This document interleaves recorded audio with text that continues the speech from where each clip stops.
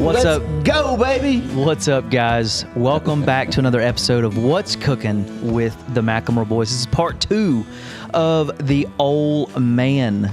I'm your host, John McLemore II. We got our co-host, John McLemore Sr., and we've got Pawpaw. Pawpaw is back for part 2. Ole Man.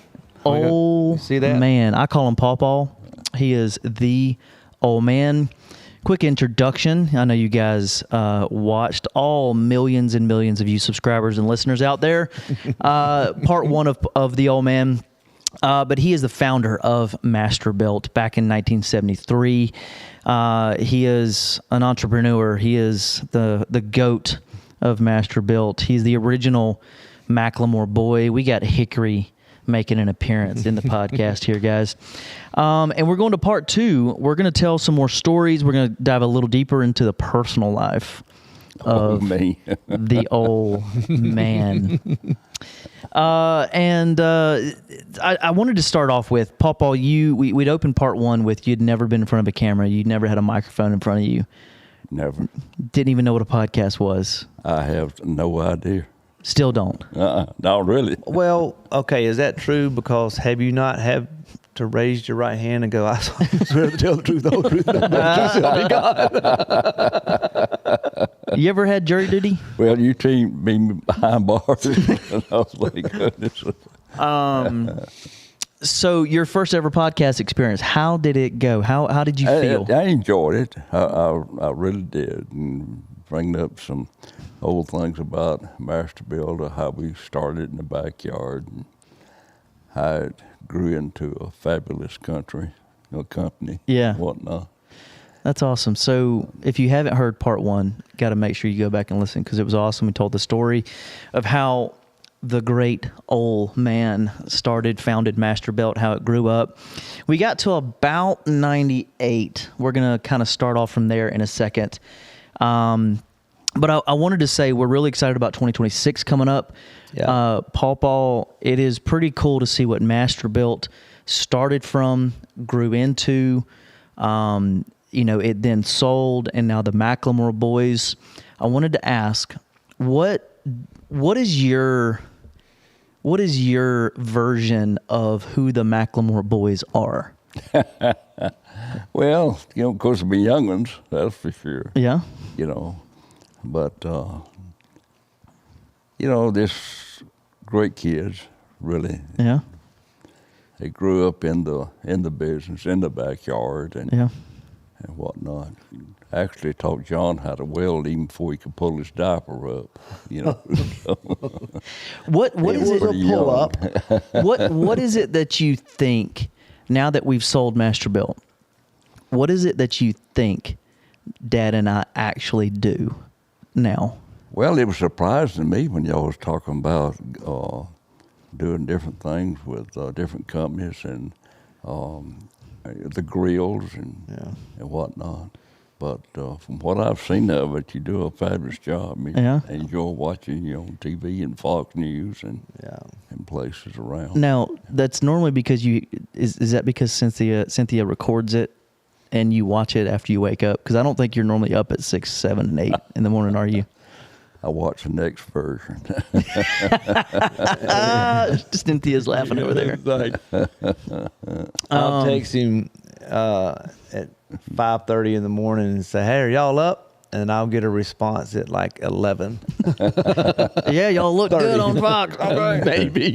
That's one advantage of being retired for a lot of years. You get up when you want to. And we're going to get into your retirement here in a little bit. We're going to tell some stories. We got some pretty cool things sitting around us that I wanted to talk about, kind of what you've done in your retirement. But 2026 is going to be a really cool year, guys, with our Grilling Across America for America's 250 tour. We got a lot of cool dates coming up. Stay tuned for more on that because we've got some really big announcements. I think we've been teasing this here for a little bit that we got some cool things coming up that are coming down the pipeline for Daytona, for Talladega, America 250. A lot of really cool celebrations celebrating our military, our active duty, our veterans, first responders, and all those. So really excited about it. Stay tuned for that.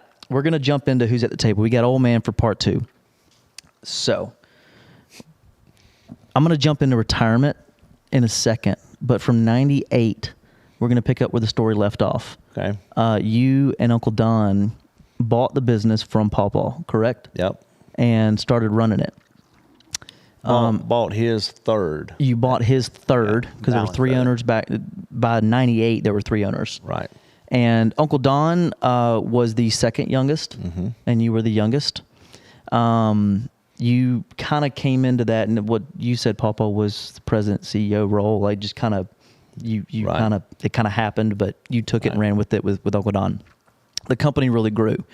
So, Pawpaw, my question is, did you ever think that from 73 to 78 to 84 to 87 to 88 to 92 to 87 or 97, 98, that into the 2000s that Masterbuilt would become what it is in terms of a global brand, cooking products, manufacturing across the world? I mean, what do you think of that?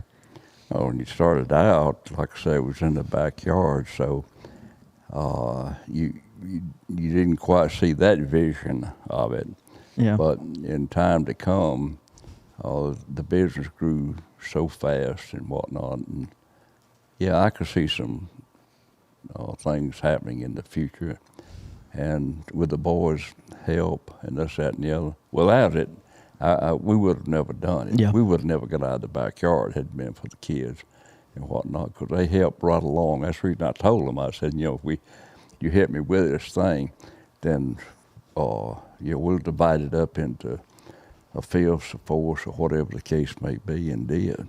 Yeah. And so, from early on, most of them stayed with the business enough to own a good share of the business. Yeah. So when you quit your job from Goodyear Tire Rubber and started the M&M Welding and went into Masterbuilt, did you ever see it being a global business?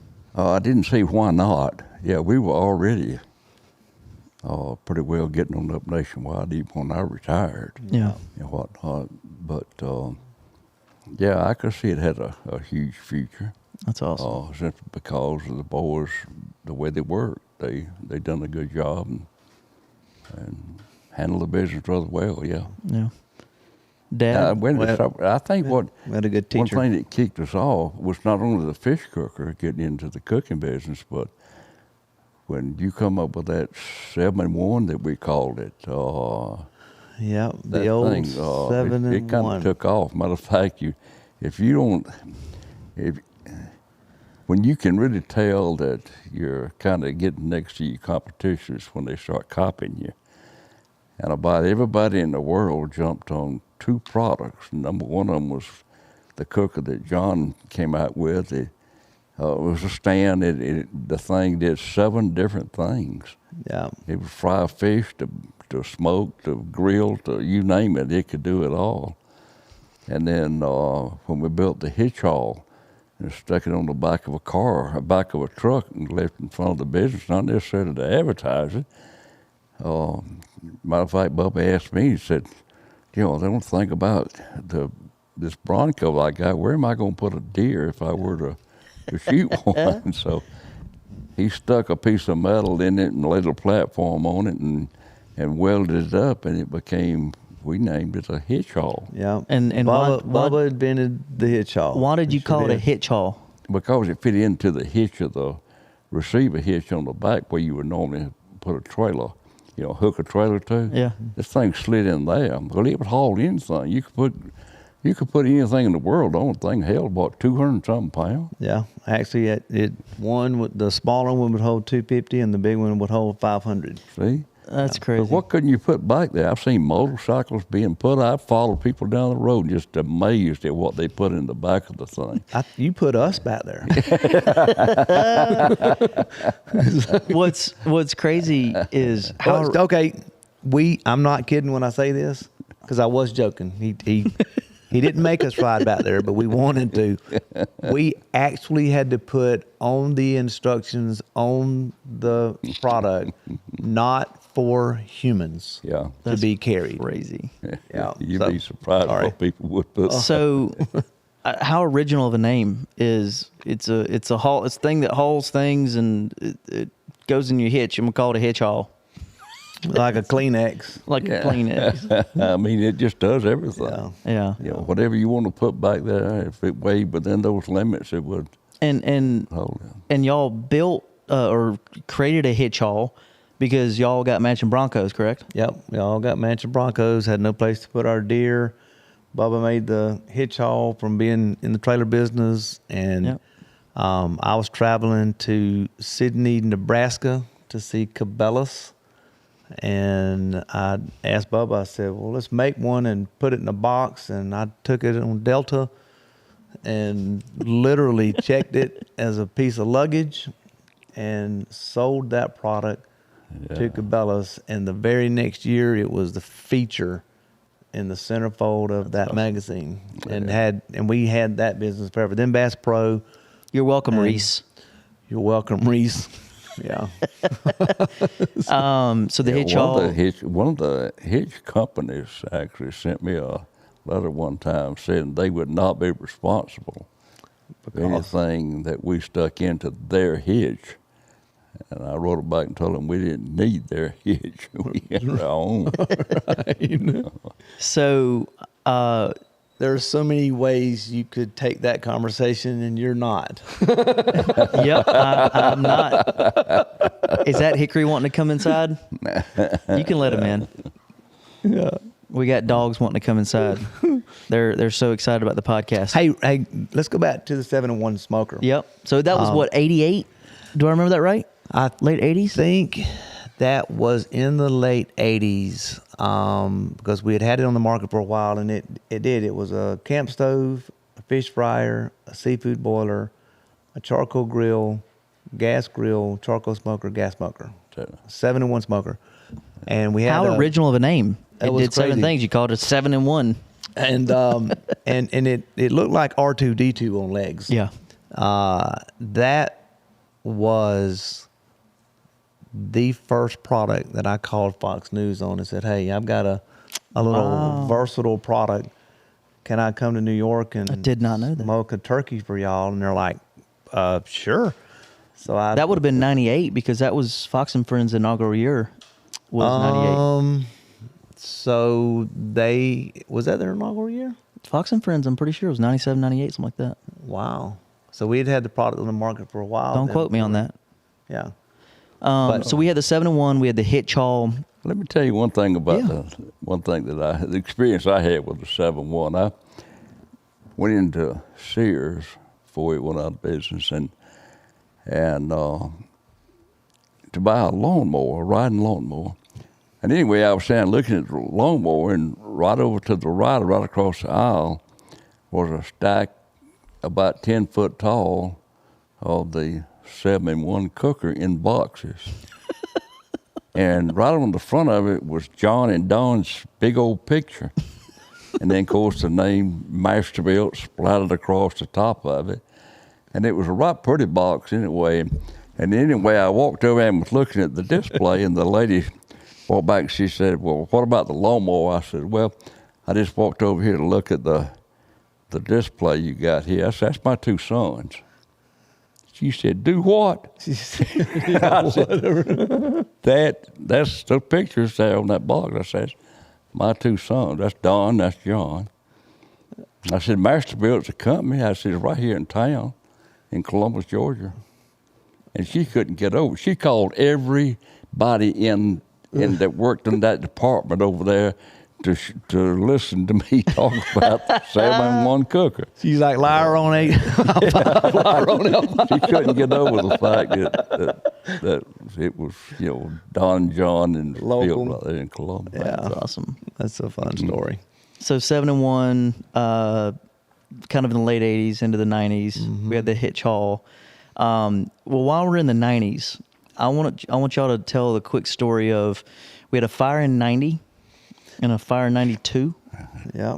Correct? March 1st of 90. His mom was pregnant with me during one. 92. The other one. No, they were 6 months apart. 6 months, okay. Mm-hmm. You are, how old are you? 33? I was born in 92. Yeah, so. Or maybe Tanya, Aunt Lynn was pregnant with it was Blake. Tanya was pregnant with you because it was my birthday. It was March 1st. Okay. 1992 was the first fire. And 6 months later, in October, was the second fire. And we were at your house. We lived next door to each other. And Don and I get a call. Said, hey, your alarm's going off. Well, we're not in a huge hurry because the alarm would always go off with birds or whatever. So we're not overly concerned. But we get in our truck and head towards 2nd Avenue. And I'm not kidding. When we topped the hill from 3 miles away from that building, it looked like the fire on Gone with the Wind. In that year, it was the largest fire that Columbus had. So in the bus barn that we had the manufacturing in, it was 2 separate buildings. They were like 10,000 square foot each. And there was a double brick wall between the 2 buildings that separated the 2. And the fire started on the right side in our paint booth. At the time, we did not know that. And the fire department contained the fire because of that double brick wall. And this was in 90? 92. Okay. And put the fire out and saved half the building. And I remember it burned up 1,000 fish cookers. It burned up we had just built in for box. Service merchandise, the order was going out. And so when this happens, we're like just devastated and had no insurance on. We had building insurance, but we had no contents insurance. Yeah, they can come on in. Yeah, you can tell them. We got folks showing up. So we survive this and work 100 hours a week to kind of pick up the pieces and figure out how we're going to do it. We call all of our accounts and said, look, we just had this devastating fire. We're going to get your orders out. They worked with us, and that was a moment in my life to where I understood who my friends and my enemies were in business, because we had competitors that actually helped us survive it. And we had competitors that tried to take business away from us because of us not being able to, do the orders. Couldn't get production back up fast enough. Yeah. So anyway, we survived it. And then 6 months later in October, I think it was October 3rd. Yeah. The other half of the building caught on fire because we had moved our paint system to the side that was not burnt, and fire started, totally annihilated the balance of the building. So it was 100% loss at that point. But fortunately, in between that 6 month time period, we had moved to another building. Yeah. So we did have bought Brown Avenue, the old West Lumber building, which was a fantastic building for us at the time. And so we are now surviving the second fire. We're in the new building. Production is rolling. We have a third fire, and it was contained by a sprinkler system because the new building was more sophisticated than the first building. So the fire was not nearly as damaging because the sprinkler system contained it, the fire department put it out, and that's when we could isolate. Because the first 2 fires were so damaging, it destroyed everything. There was no way to understand where the fires came from. But because it was contained, we were able to understand where it came from. Yeah. Did some studies to find out. They told me when I was talking to the investigator and whatnot, he said, your fire started like right here. I said, how do you know that? He said, see that window? It had a huge window there. It was full of, all the window panes were blown out. Yeah. But the frame was sucked in this way. He said, your fire started right in here. He said, I don't know exactly where, but right here, it's in this large area right here, because that's where it got its oxygen from. He said it actually sucked wind through there and blew those windows out, because all these boxes with cardboard boxes full of glue and fish cookers, and but just time they get it put out, it kicks right back up, and they just had a hard time ever controlling the fire to start with. But it burnt so hot until it sucked that winder in. Yeah. And that was the indication there as to where it started, but we didn't know what the cause was. Yeah. Right. And then, like you said, it went on to the second one, and then, but the third one, I remember one of the employees come up to my office that one day, and he said, you need to come look at this. And I walked downstairs with him, and he had a 5-gallon bucket, and he was carrying it out to the dumpster, and he said all of a sudden it began to shoot Roman candles from it. And he set it down and put a lid over it to smother it out, and he come up back where I was at and told me, and I went down. I said, well, what is that? He said, I swept out that paint booth. He said, that's the dust from the paint. I said, you got to be kidding. And he took the lid off of it, and sure enough, within 5 minutes, the oxygen got it. Shoot Roman candles out of it. And I called the adjuster that had been working the thing, and he came down and saw it. He said, that's enough proof for us right there. And right then and there, OSHA was created. And right then and there, OSHA. Right then and there, what? OSHA. OSHA. Well, so I did want to tell that story, and then obviously, Masterbuilt grew. God blessed us, blessed Masterbuilt. You retire in '98. Uncle Don and my dad ended up running the business. It grows until. Did you say running or ruining? It grows. Uncle Don ended up. You buy Uncle Don out in 2012. Yeah. You ran it for 4 years as a first-time sole owner. We bring on private equity in 2016. Make some acquisitions. It sells again in 2021, and 4 years later, the McLemore Boys are born, and now we're doing a podcast with me in it of all things. With you in it of all things. So look how far we've come. It's pretty cool to see. We kind of jumped into Roadtails here, so I'm probably just going to morph who's at the table. We got Paw and Roadtails together. What I wanted to jump into for a couple of minutes, real quick, is look around the room. Right, we've got the first. Or one of the original receipt books. Yep. Right there. That's got handwritten receipts invoices in it. We got a little soft box. It's got a few things in it. We got a little award for the smoker. And then you see these, we obviously talked about the fern stand and the fish cookers and stuff, but you see these wooden things. Because I want you to talk to us a little bit about this. You retire, partially retire in 84, fully retire in 98, and you go off to become a national archery champion. Well, yeah. We growing up, we had all these like random deer and 3D animals in our yard. Animals like bears and deer and things. We thought it was the coolest thing growing up, right? Yeah. And we'd see Paw over there. So he'd sit on a bucket and he'd just shoot arrows at it. Yeah. And didn't you win? Yeah, I won a seniors division national championship back in, I think it was 96, I believe it was, or 97. Yeah. But anyway, I was just lucky that day. I shot good. So we have a world champion, national champion, bow shooter, archery shooter here.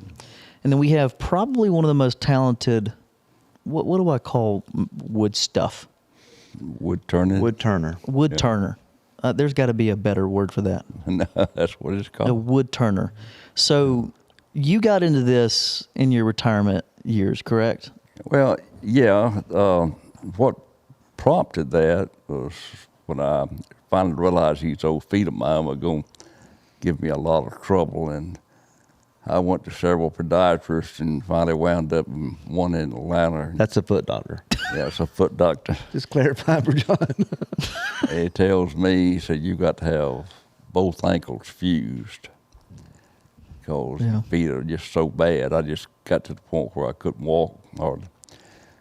So I think, well, I've got to have something to do while I recover. Yep. And I remember me and my dad, Dad had a pretty nice workshop, and he had a wood lathe.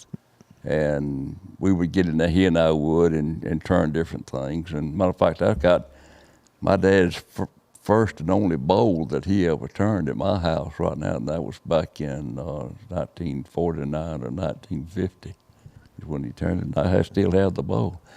But I got into turning. I learned to turn sitting on a stool, and that's some of the products there. This one, and I don't know what in the world made me decide to do a football one day, but I mean, it's football season.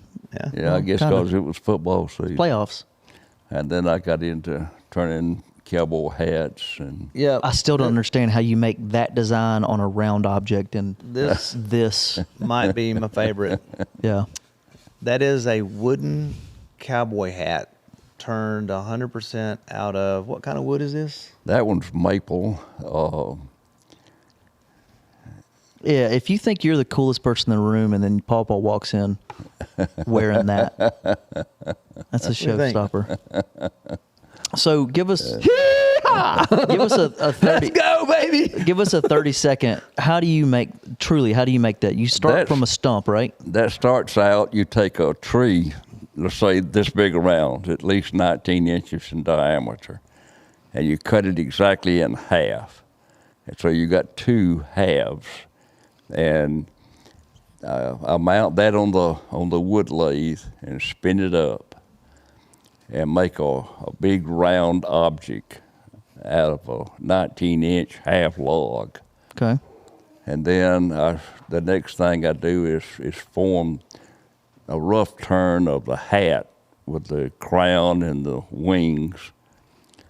And then you get into the real small details with different knives and this, that, and the other, that you actually, I'm using a knife about this long with a point on it that I sharpen in a certain way. And you actually go up and get the cut and start pulling until you make the shape of the outside. And then you have to turn this thing paper thin. I mean, and when it comes out of the lathe, millimeters. The crown looks like it does right there. Yep. But the wings are flat. And then from that, I'll take it and put rubber bands on it. I put it in a jig that actually helps hold it. The jig is about that high, made out of wood. I tie a rope to the bottom of it and put it up in the ceiling and let it down into a number 2 wash tub about half full of water. And up under that is a 2-burner stove, electric stove. It heats that water, and I just let the hat down in it, and there it stays overnight. Cynthia's holding her head like this. That is nuts. Did you come up with that? Yeah, that's the way I feel it. That's the way I make it. That's the way I form it. The rubber bands actually help pull the sides up. But you have to never about sleep with it. I'd get up during the night and go out and adjust the flame, or adjust the burner, or see to it that the water wasn't too hot. And it takes me 6 hours to turn the hat, from start to finish. But then you've got to actually sleep with the thing just about it to get the rubber bands to hold it right. They will start forming so the you brim. have to sleep with it for it to cooperate. Yeah, sleep with it to make it cooperate. I'm just saying, Dad is that is about right. Dad successfully made a sex joke in every episode so far. We're 3 in. So this is pre-Google, by the way. So this is all ingenuity, or just sheer dumb redneckness. It's probably. amazing is what it is. It's amazing. I love the time that you called me and you said, hey, I need something to put some bowls in to heat up the water. And we hadn't even talked about the electric turkey fryer yet. We might at some point, but I took him an electric turkey fryer that would heat up water, and he puts a bowl in it and boils the water. Not boils the water, just gets the water warm. It's real hot. And I think he called me one day and said, "Hey, I actually did that with a bowl, and 6 days later you forgot that it was in there and it boiled all the water out of it." So he's like, "Well, I wonder why it didn't catch the wood on fire." I said, "Because it's the safest turkey fryer ever invented." Dad never misses a plug. Yeah, we got a $25,000 custom hat sitting on something he bought from Target, probably. No, he made that too. He made that too. You did make it? That doesn't shock me at all. Yeah. So he made the football, made all these bowls. Yeah, I made the bowl there. Bases, pins.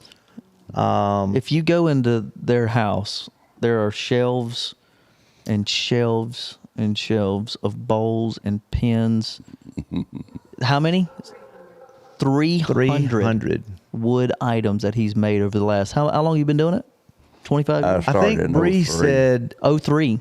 there were 299. Oh, yeah.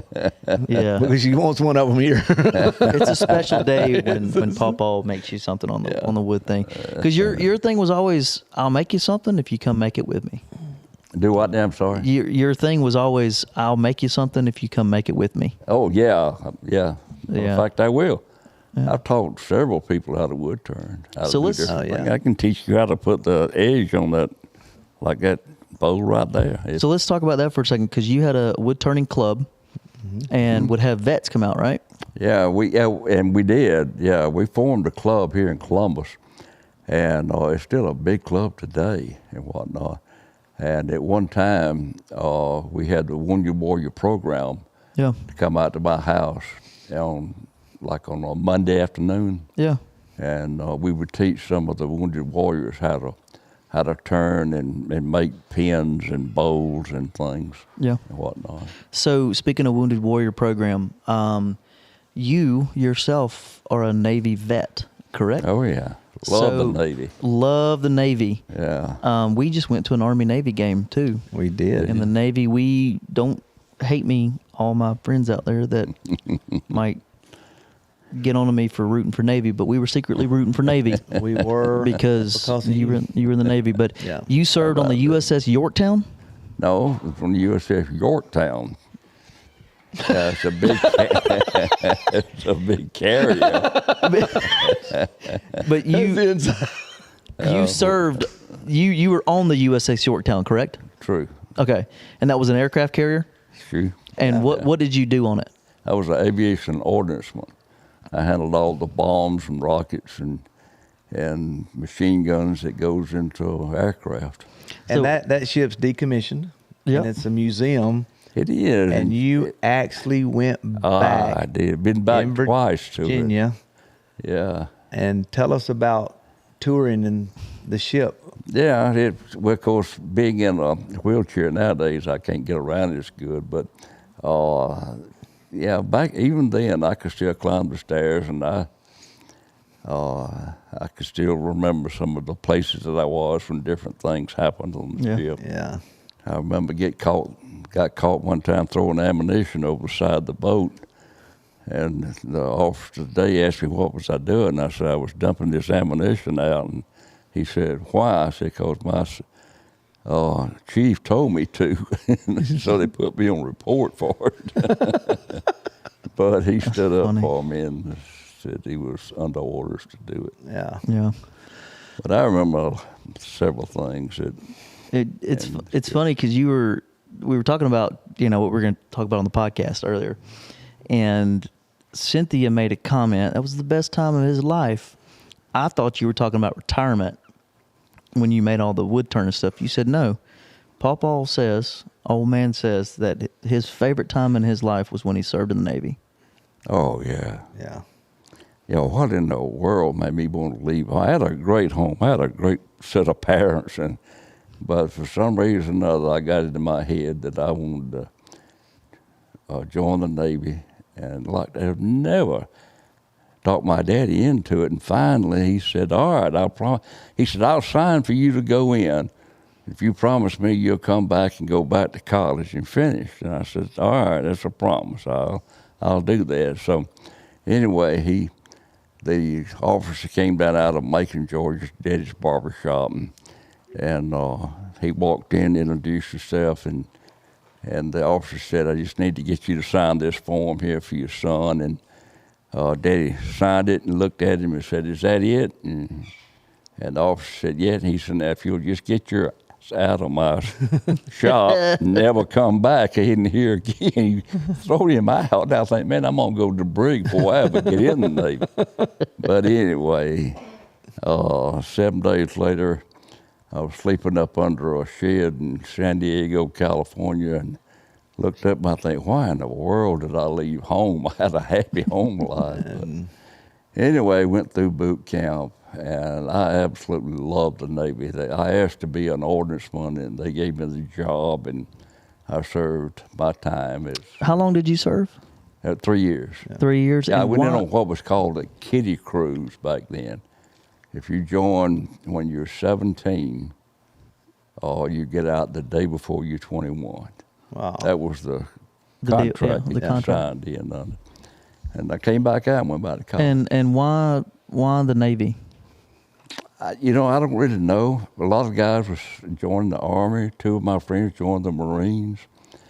I just thought I just wanted to be a sailor and travel the world. And I got a chance to do that. I went, my gosh, everywhere in the Far East, every country over there. Wow. And it was education just being able to do that. Yeah. Wow. Much less the education to learn what to do with the gun. Yeah. And whatnot. And when you came back and went to college, what did you get a degree in? Just regular business administration, because I really and truly didn't know what I wanted to do. Yeah. And I got out and went into the tire business with my brother-in-law, and then Goodyear came along and hired me because of tire experience. I actually even sold insurance for 5 years. I enjoyed Didn't y'all have a that. car lot at one point? Huh? Bill, Bill, we don't need to talk about that. yeah, Bill them had a car lot. I didn't. Yeah, It was fun driving all the different cars. Yeah. Well, it's pretty amazing, your life journey. You're celebrating your 89th birthday. So congratulations on making it this far in life, Papa. Yeah. Thank the good Lord for that. Yeah. Well, you're 89. You're still kicking. You're sharp as a tack. The stories have been fun. We're definitely going to have you on again. For sure. And we are going to jump into our Freedom Flavor of the Week. I wanted to highlight just your general success in life, Pawpaw, for having, such amazing grandkids, one in particular. Not calling names or saying anything, but,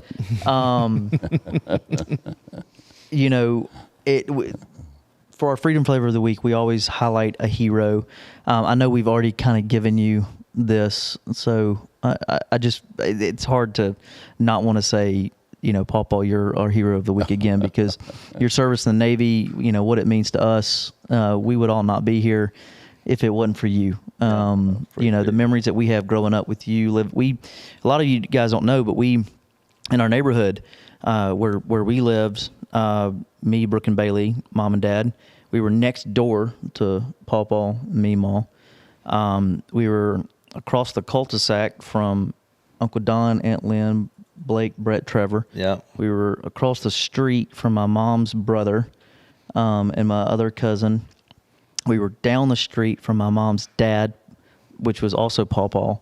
So living close together we didn't know any different. Yeah. And being able to run across the yard, basically. We didn't know any different, or we didn't know any better. Yeah. It was cheaper.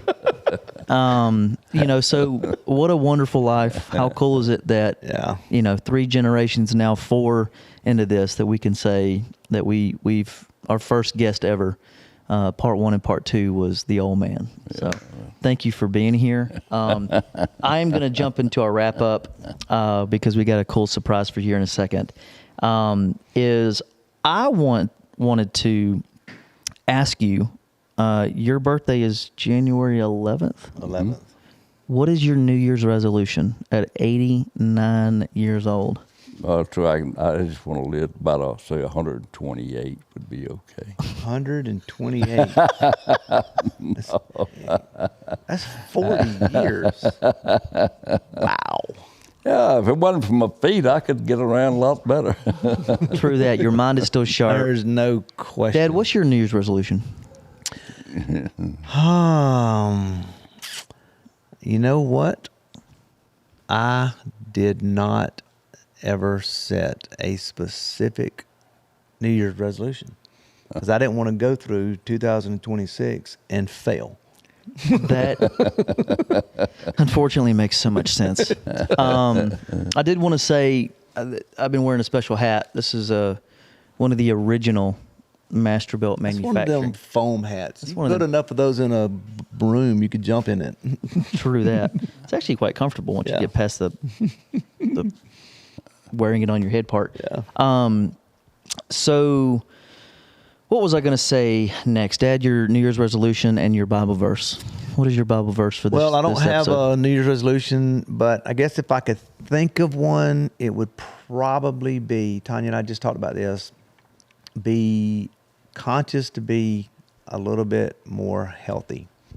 You've been saying that for a while, bro. Well, but when you aren't 29 anymore, you need to like really focus on it. Yeah. Fortunately, we're very active, so we're not like sitting around eating bonbons, but probably want to focus on that a little bit more, which is a real one. And then I would say Deuteronomy 6:5. A lot of people know this verse. Love the Lord your God with all your heart and with all your soul, with all your might. Everything that we've talked about, everything that we stand for, past, present, and future, it's all about what Christ is about, is crazy important to what we do. I would highly recommend for all of us Christians, we all can do a whole lot more.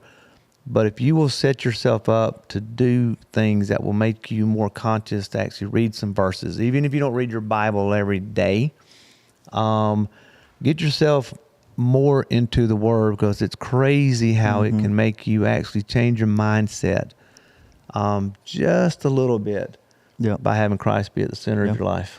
Well, we're going to wrap up because, Pawpaw, do you know why all these people are here? I have no idea. So what they are coming to watch our new podcast. So the cameras can't see them, but we got some family members that are congregating back there. We got Aunt Donna and James. We got Mimi. Where's she at? Yeah, Mimi. We got a few more. We got a few more coming, Pawpaw. Donna, because James. We said earlier. We used the podcast as an excuse to throw you a surprise birthday party. For heaven's sake. Yay! Are we going to sing on the podcast? Are we going to sing? Is everybody going to sing Happy Birthday? No? Why? Mom's like, what? We're going to insert Happy Birthday music. Pawpaw, didn't you say you could sing a song? Me? What was the song? Cynthia, what was the song? Sing Down Yonder. Way down yonder. Sing the song. Yeah, Down Yonder. Way down yonder. That was a piece of music that back in the 50s it was real big, and we did a lot of square dancing when we was in high school and whatnot. And the song that we normally played, or the music normally played, was Down Yonder, and the tune went, down yonder, someone beckons to me. Down yonder, someone beckons to me. And that was the tune to the whole thing. And everybody was square dance, and you did the promenade. And it was a great time. That's awesome. I'm 60, almost 1 year old, and this man has never sang to me until this podcast. There is a first for everything. Well, I'm not much of a singer. Hey, that was good, though. Pawpaw, Ole Man, original McLemore Boy, founder of Masterbuilt, all the amazing things. Thank you for everything. Thank you for being our first guest. Oh, thank you for asking me. Your family is congregating here in the kitchen because we're about to throw you a birthday party.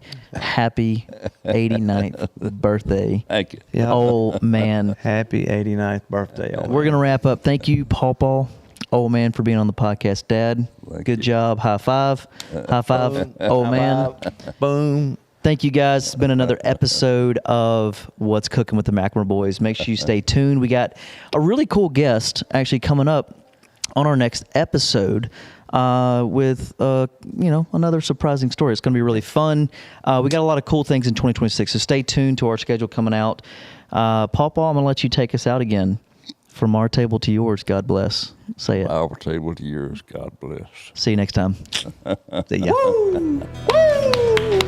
Good job, Paw. Wow. That was fun. How about that? That was fun.